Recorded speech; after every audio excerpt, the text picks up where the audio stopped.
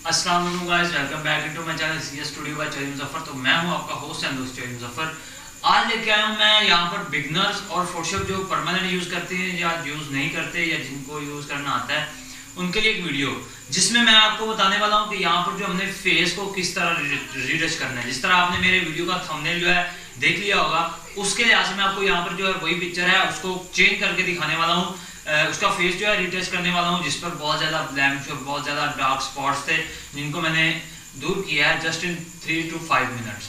सो आज की वीडियो उसी के मुतालिक है। तो चैनल पर अगर न्यू है चैनल को करें सब्सक्राइब और वीडियो को कर लें लाइक, ताकि आने वाली मेरी हर अपडेट आप तक पहुंचे। चैनल को सब्सक्राइब करके बेल आइकन जरूर प्रेस करना जो, ताकि मेरी वीडियो कोई भी आप मिस ना करें। तो चलिए यहाँ पर आज की कंप्यूटर की स्क्रीन पर वीडियो पे बगैर किसी वक्त गुजारेंगे।